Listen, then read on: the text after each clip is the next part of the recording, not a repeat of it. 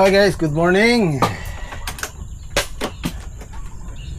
Wala akong makitang ibang variety ng ampalaya. Puro mestiza kasi dito sa amin guys, yun ang sikat, yun ang gusto ng mamimili, yung mestiza. Gusto ko nga sana sumubok ng ibang variety, yung Galaxy Max, Galaxy F1, Galaxy Max, mayroong Condor. Walang mabili, puro Galaxy Max, mestiza. Kasi pagka magtatanim tayo, syempre yung in demand, yung gusto ng mamimili ang itatanim natin. Kaya lang may konting issue nga yung mestiza. Pumili ko ng gamot para sa ampalaya. Mag-grass cutter tayo ngayon.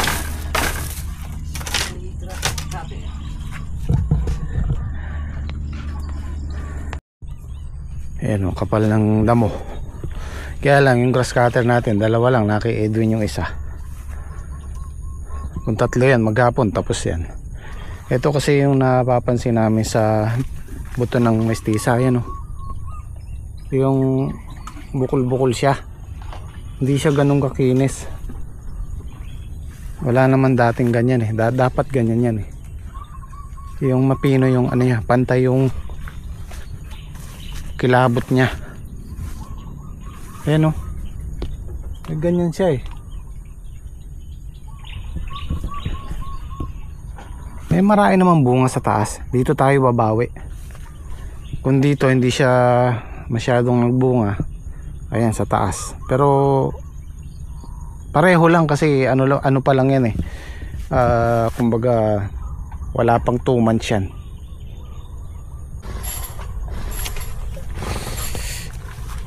Natin kung ano yung mabibiling buto. Yun napaganda ni Saldo yung araw, yung umaga ko. Good news, ang ganda ng presyo ng ampalaya. Yung pitas natin kahapon, ito naka 21,000 tayo. Yung good natin nasa 300 plus, 300 kilos. Tapos kasama yung segunda, bali pumatak siya ng 400 kilos. So sana yung susunod, sana sumulong ulit at maganda yung presyo para makabawi-bawi. Marami ako nakikitang bunga, kaya lang ayaw naming ulitin yung mestiza ngayon. Marami ako narinig na kagaya naming farmer dito, ganyan ang reklamo nila sa variety ng mestiza F1. Medyo late siyang magbunga, tapos yung bunga niya medyo hindi siya ganun kaganda, pero okay naman yung size niya. Kaya lang yun nga, hindi kagaya ng dati na makinis. Kung mamimili ka, syempre titingnan mo yung magandang klase, pero kung tutuusin, pareho lang yan ang lasa. Sa paningin lang nagkaiba. Medyo siya, yung mestiza po kasi merong quality yung puno siyang, hindi quality yung bunga. Pero kung iluluto mo lang at pareho lang ang lasa niyan, yun nga lang. Siyempre, yung mamimili, pipili ng magandang klase yan. Yun lang ang issue niyan. Pero so far, marami siyang bunga sa taas. Ayan Yan, anong balita nyo? Napanood na ba ni Ote? Hindi pa yan. Hindi pa naman yung in-upload nyo. Ay, hindi pa ba na-upload? Hindi. Mamaya pa ata. Oo nga pala Pero binigay ko na yan. Binigay mo na. Mamaya makita. Ayan, delay po tayo ng isang araw sa upload natin. Kasi hindi tayo nakapag-upload ng isang araw ng nakaraang linggo. Kaya yung i-upload sana natin, delay na isang araw. Kala ko kaya pare, bago malaman sana nun, ubos na okay na matadali siya. Mapa-flying kick kami. Mapa-flying kick ba? Ayan, ulitin ko po yung asawa ni Henyo, pisa ang buho ko. Si Ote. Matapang yun. Hindi ubra si Henyo. Kanya. Pero mabait yun. Lahat ng ayaw ni pare ginagawa na ni Mari. Pare, tayong tinola, Tapos ngayon adobong laman loob. Atay balon-balon na niya. Oh, yeah. Mamaya titingin ako dito sa Hain, San Antonio. Susuyorin ko yung mga bayan-bayan dyan kung meron tayong makukuhang ibang variety ng buto. Galaxy Max F1 tsaka Mestiza. Kung wala tayong makuhang Galaxy Max, ano yung sinasabi mo din? Thalia. Condor, ayaw namin ng Condor eh. Thalia, kung wala nun, babalik tayo sa, wala tayong choice kundi mag-Mestiza.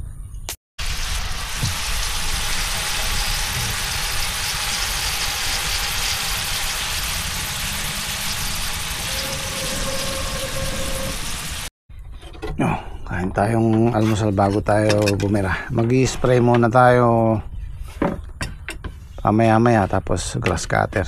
Magka-grass cutter si Saldi tsaka si Patrick. Si inyo magpapatubig. Mahapdi yung sugat ko. Ayoko munang basahin. Magapo yan. Oo, Basahin. makabili muna ng panibagong pag-asa.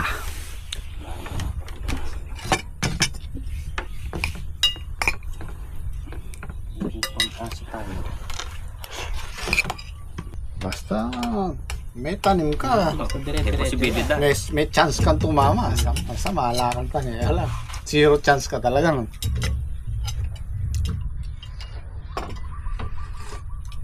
Kaya lang talagang ready mo yung sarili mo sa posibleng mangyari. Hindi sa lahat ng oras panalo.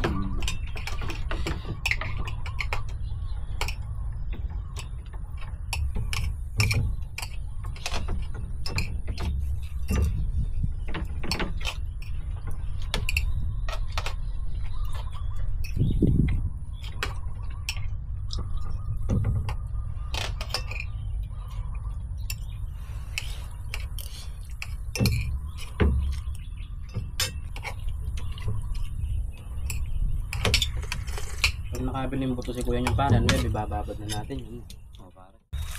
Ito po ang palaya namin, Mestiza. 54 days.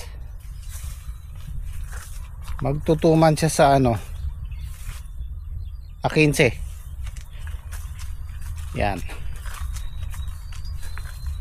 Pero kung mapapansin nyo, dito siya naglaglag ng bunga sa taas. Yan ang issue natin sa Mestiza ngayon. Dati wala yan. Ayan o. Pero merong, siguro mga nahalo lang, merong mga puno na maganda yung bunga. Kailangan natin mag-spray ngayon kasi yung ginamit namin gamot nung nakaraan hindi tumalab. Merong tayo nakikitang mga uod, hindi nadali nung gamot na ginagamit namin. So nagpalit tayo ngayon.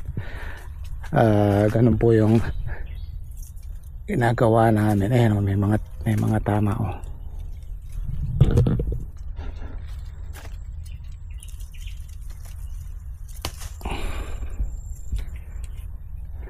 May mga tusok, may mga uod.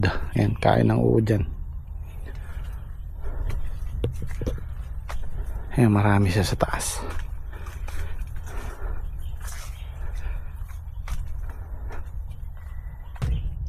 Ito, magandang klase ito. Dapat ganito siya. Ayan. Pantay yung niya. Ano. Ayan, magagandang klase yan. Oh. Piyesta dito ng 9 kaya ayan yung mga nagkakarera ng kalabaw nagpa-practice, yung mga naririnig yung sumisigaw na yan. At meron po tayong ginagamit na foliar dyan kada spray namin. Iba-iba din yung ginagamit naming foliar. At iba-iba din yung gamot. Hindi ako makakapag-rekomenda ng gamot kasi ang ginagamit namin depende sa maninira. Kaya hindi kami nag-i-stick sa isang gamot lang.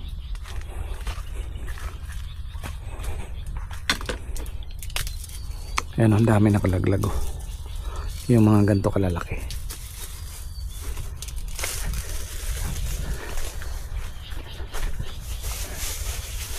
Bili muna ako ng buto para maihabol natin sa basa ng tubig ang tudling natin. Ito yung grass cutter natin dito, importante dyan yung kanal. Yan, masisilong na yan eh, pero puputuloy ng hindi sagad sa lupa. Dadaanan natin, importante lang dyan yung gilid, yung mga nasa ugat. Yan, hindi kagaya niyan, hindi rin natin pwedeng isagad dyan kasi may ugat yung ampalaya dyan, makatamaan ng grass cutter. Kumbaga lang, tatabasin lang natin kasi pag nag-spray tayo dyan, madalas dyan lang nagtatago yung mga maninira sa damo, pero kung malinis wala silang pupuntahan. Kasi pagka ganitong buwan, nandalate ka pa ng tanim, tag-araw ka na mag-harvest. Alam naman natin pag tag-araw medyo mababa yung presyo ng gulay kasi madaling mag-alaga ng gulay. Yun po yung hinahabol natin. Bali, dalawang bayan ang papasyalan natin ngayon, San Antonio tsaka Jaén. Tingin tayo ng buto.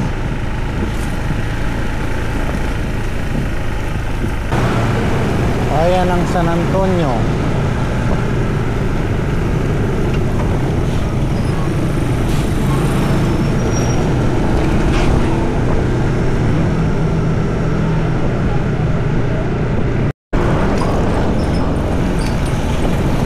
Bayan ng Jaén.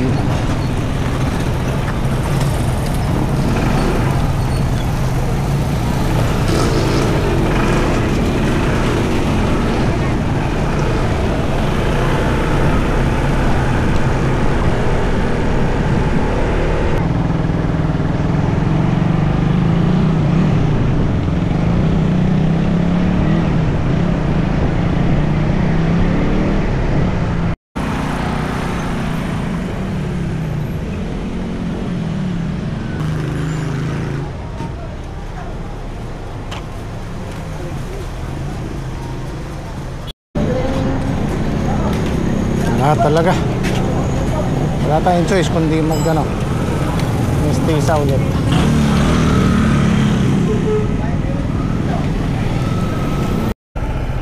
Naku, may harang kalaki, sakop niya yung kalsada.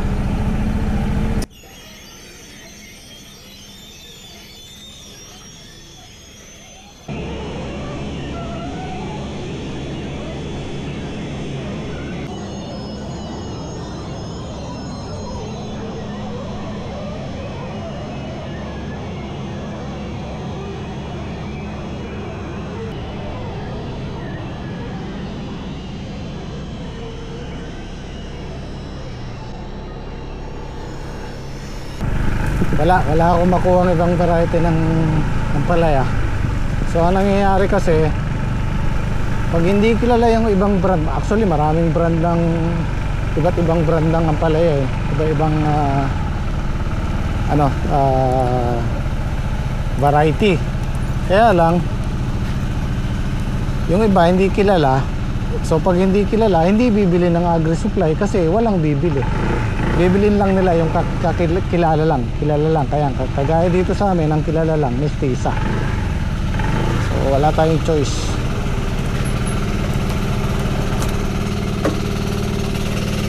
Hala talaga. Babalik tayo sa mistisa. Chamba-chamba lang ho yan. Baka na-chambahan lang natin yung napalahot yung urukan. Yung sa'yo, hindi ko muna binili. Di bali po, kahit na lang po sa Mas mura pa rin kay Roland. Mura pa rin po. 3-1 dun. Sa iba? Oo. 2,975. 125 ang diferensya. Diba? Ang laki din. Mistisa, talagang mistisa tayo. Ayan. Ay, kaya pala, para yung logo niya, umulbok na rin, no? Umulbok na rin. Himela ko na ako niya, himela ko. Ay, nakalimutan ko pa yung guantes. So ito po yung sikat sa amin, Mistisa F1. Wala kang ibang mabibiling ibang variety. Ano ba yun, ang gulo? Wala kang mabibiling ibang variety kundi ito lang, dahil ito lang ang hinahanap ng mga farmers. Kasi nga naman kung bibili ka ng ibang variety, kung di mabibili may stock lang, merong expiration to, diba? Subukan pa rin natin, baka nga nagkataon lang na ganito. Sana ito maganda-ganda yung ano, 4 na lata sa amin, tapos kay Saldi 4 na lata rin. So siguro pwede nang ibabad to para bukas o makalawa pwede nang itanim. 2,975 sa iba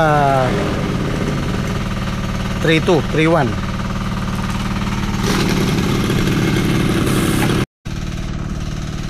Hindi kasi tayo pwedeng magpahuli dahil meron tayong sinusunod na calendar, meron tayong sinusunod na buwan. Pag umabot pa tayo ng February, March, pag-araw na yung harvest, mababa na nun, mababa na yung presyo. Ito, 2 na lang. Pag naibabad yung buto ngayon, bukas ng hapon pwede na yan, pwede na itanim. Hindi na po kami dyan namin direct seeding tayo gaya ng dati, mamagain lang namin tapos tatanim na. Dyan na namin palulutikin sa lupa mismo para matibay-tibay siya sa init.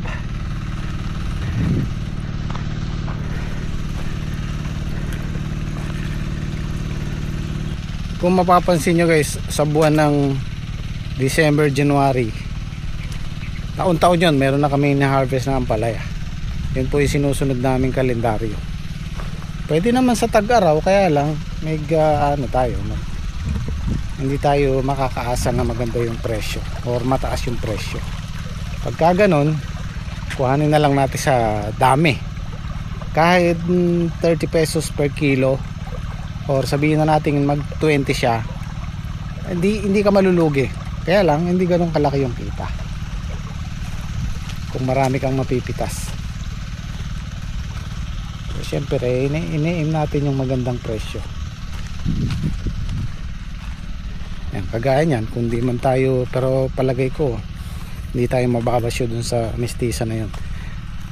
Hindi man namin nakuha yung expected naming dami, pero sa ganda ng presyo may kita pa rin. Hindi lang kagaya nung talagang tumama ka ng magandang bunga tsaka magandang presyo.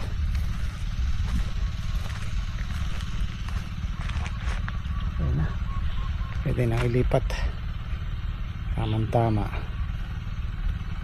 hanggang bukas. Magandang tamnan to.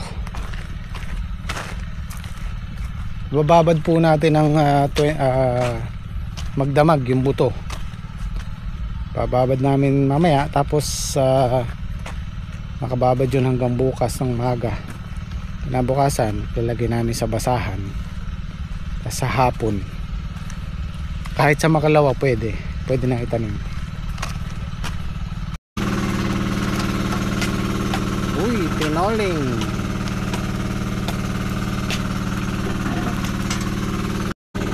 Kain tayo, magka time lapse na lang po tayo para hindi maano sa tenga yung makina. Patapos na eh.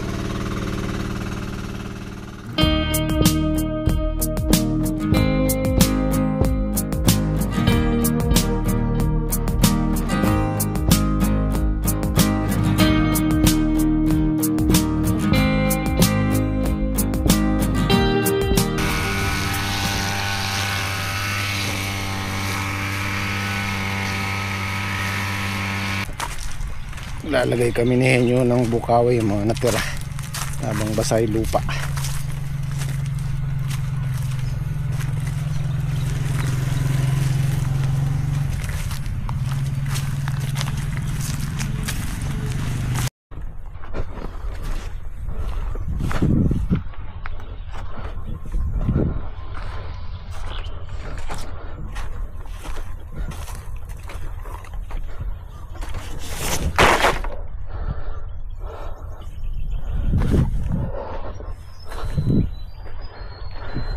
Para bukas pwede na magtanim.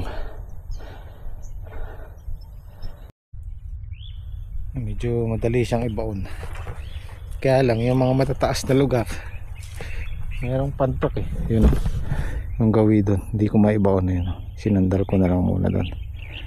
Tuyo yung ilalim, kumbaga hindi siya nabasa ng lupa kasi mataas siya, ay ng tubig pala, I mean.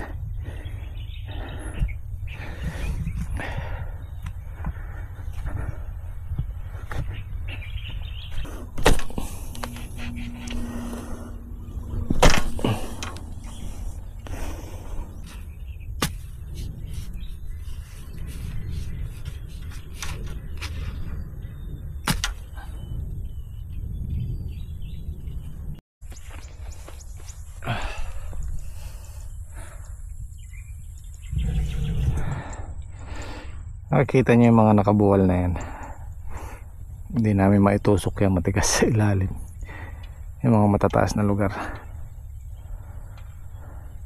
Kasi ang nangyayari dyan pagka nagpatubig tayo, yung mataas na yun dinadaanan lang siya ng tubig, hindi kagaya nung mababa talagang pupunuin niya yan bago niya ilipat dito sa gawi dito. Importante talaga maano yan, makanalan ng kalabaw.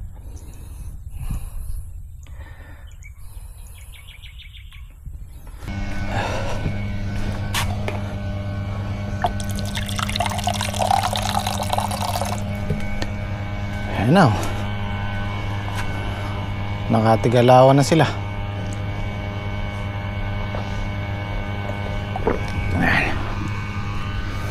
Ayan, pag nagsara na yan, hindi na tutubuan ng makapal na damo yan, tutubo yan konti lang kasi hindi na sisikatan ng araw. Oh, ang gitna okay lang yan, dadaan na natin yan eh. Tapos sa susunod na araw patubig, pataba.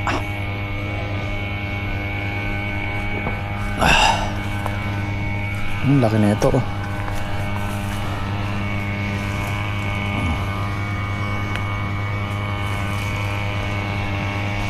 Pwede na tayo mag-start mag-ano dyan na overnight.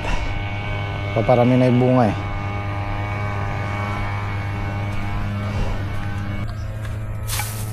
Babad ko na itong buto.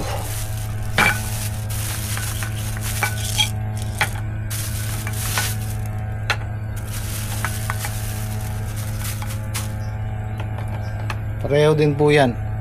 Ito 8 lata dyan, 8 lata rin. Tiga 4 na lata kami. 4 kay Saldi, 4 sa amin.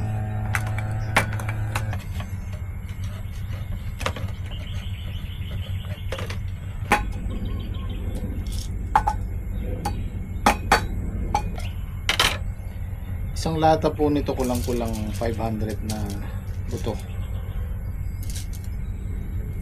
Almost 500.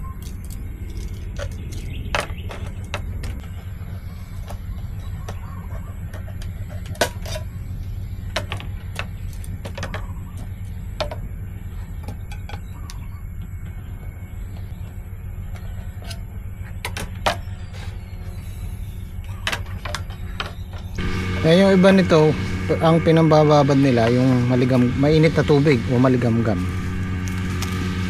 Pwede rin po, pero wag yung masyado mainit.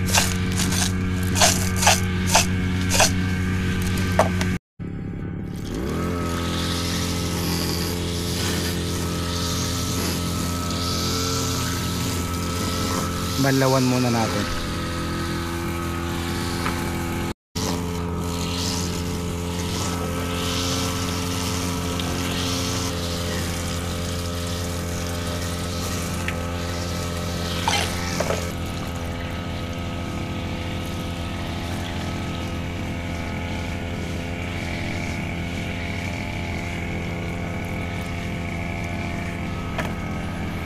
Okay.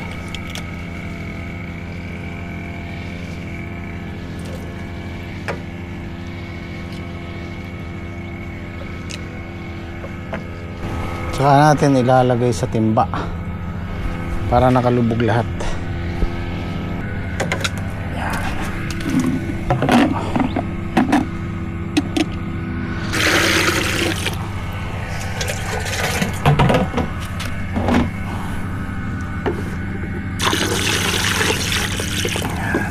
nakalubog sila. May lumabas na isa. Yan. Okay. Pumamagain lang natin tapos bukas ng hapon. Umaga alisin natin tubig tapos bukas ng hapon pwede nang itanim. Ibabalot lang natin sa basahan ng yung kalahating araw na yun hanggang hapon. Or pwede na rin sa umaga kung maganda yung panahon, hindi masyadong mainit. Total basa naman yung tatamnan natin, so pwede na direct seeding. Hindi na tayo magpapalutik kasi kung magpapalutik tayo kung minsan nakalabas na yung ugat na ganon, kasi yung makikita nyo yung unang lumalabas na puti sa buto, yun po yung ugat nya, ugat yun. So ang tanim nun patusok, yung puting lumalabas yun ay tutusok natin sa lupa. Kaya lang ayaw naming ginagawa yun kasi minsan nababali, lalo na pag mahaba na yung lutik na, nababali yung ugat nya. So pansinin nyo guys, yung dahon niya iba, makapal na malagkit, maberde kaysa dun sa ito maninipis, tsaka maganda yung pagkaberde niya. Ito na ano to, na marako to, ayun o, alam bunga yan, parang sa papaya din, merong yung namumulaklak, maraming bulaklak, lalaki yun, ganun din sa ampalaya. Oh, wala siya kahit maliliit eh. Okay na sila oh. Kung nagtatlo pala sila, mayari-yari itong halos kalahati. Naka-shade sila. Madilim daw. Madilim na talaga dito sa gitna. Ito yung mga ganito yung medyo marami. Tapos ito yung pasunod, yung mga ganito.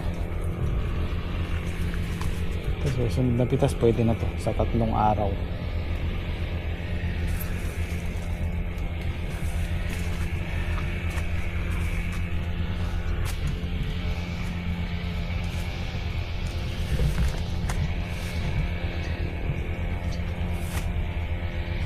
Kung titingnan mo parang ang presko sa loob ano. Pero pag pumasok ka na mainit kasi walang masyadong pumapasok na hangin. Meron namang magagandang bunga eh. Ito talaga yung ano ng mestiza. Ayan, variety niya, yung bunga niya gandang kakinis dapat.